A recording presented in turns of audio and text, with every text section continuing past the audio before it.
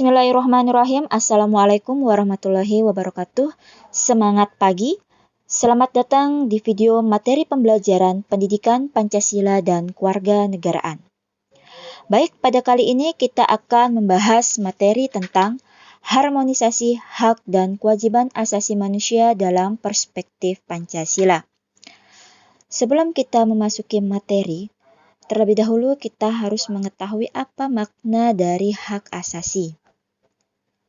Hak adalah segala sesuatu yang harus didapatkan oleh setiap orang, baik yang telah ada sejak lahir bahkan sebelum lahir.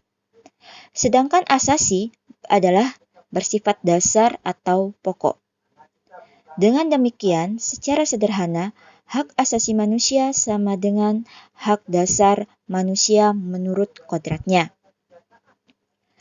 Yang kita ketahui sekarang, ada 3 hal yang melekat pada diri manusia, yaitu kehidupan, kebebasan, dan kebahagiaan. 3 hal tersebut merupakan suatu hal yang mendasar yang harus dimiliki oleh setiap manusia. Sesuatu yang mendasar tersebut dalam pengertian lain disebut dengan hak asasi. Menurut Undang-Undang Republik Indonesia Nomor 39 Tahun 1999, hak asasi manusia adalah seperangkat hak yang melekat pada hakikat dan keberadaan manusia sebagai makhluk Tuhan yang Maha Esa dan merupakan anugerahnya yang wajib dihormati, dijunjung tinggi, dan dilindungi oleh negara, hukum, pemerintah, dan setiap orang demi kehormatan serta perlindungan harkat dan martabat manusia. Jadi, di dalam undang-undang sudah sangat jelas bahwa hak asasi manusia itu sudah dilindungi oleh negara, hukum, pemerintah, dan setiap orang demi kehormatan serta perlindungan harkat dan martabat manusia. Menurut Jan Matterson, anggota Komisi Hak Asasi Manusia Perserikatan Bangsa-Bangsa mengartikan hak asasi manusia sebagai hak-hak yang melekat dalam diri manusia.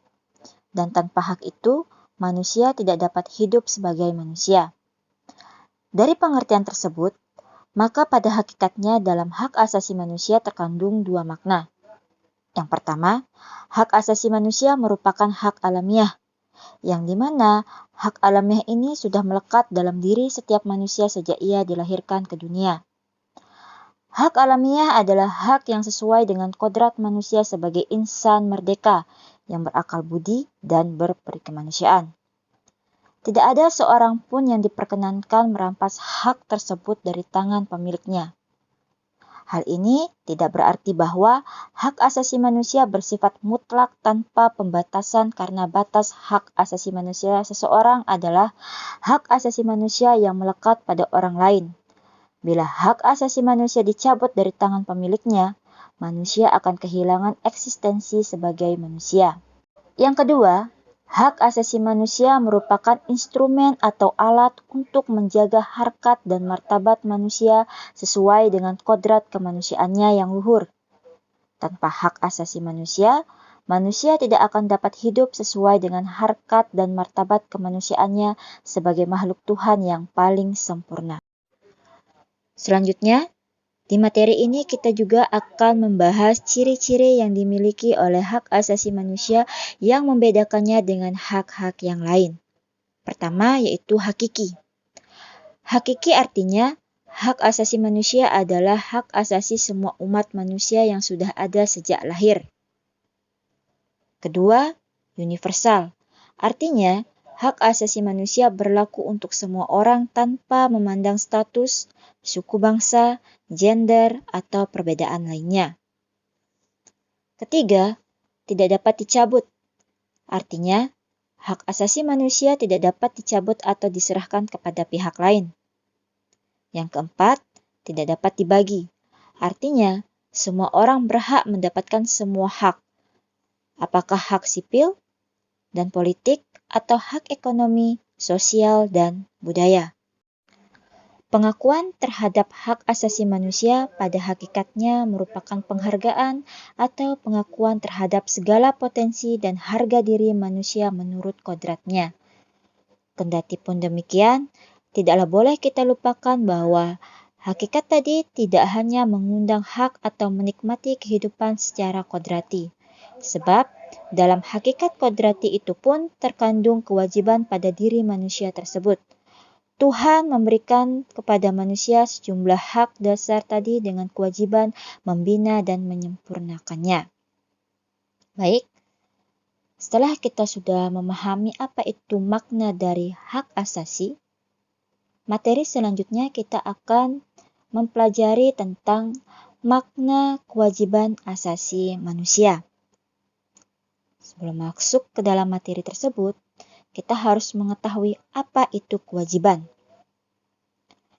Kewajiban secara sederhana dapat diartikan sebagai segala sesuatu yang harus dilaksanakan dengan penuh tanggung jawab.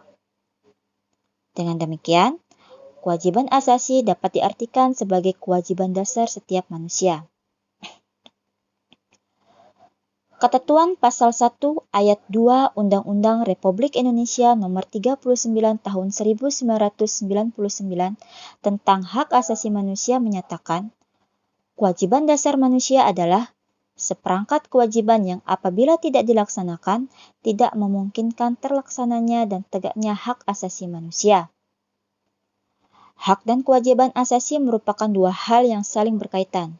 Keduanya memiliki hubungan kausalitas atau hubungan sebab akibat. Seseorang mendapatkan haknya dikarenakan dipenuhi kewajiban yang dimiliki.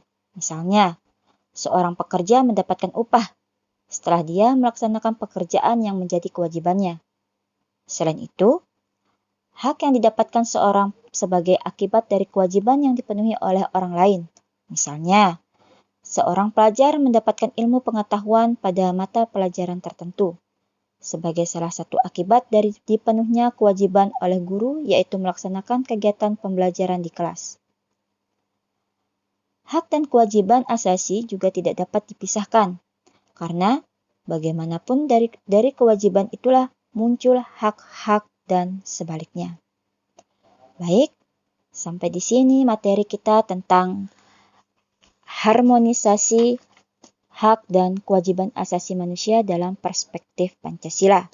Sampai jumpa pada materi selanjutnya. Assalamualaikum warahmatullahi wabarakatuh dan semangat pagi.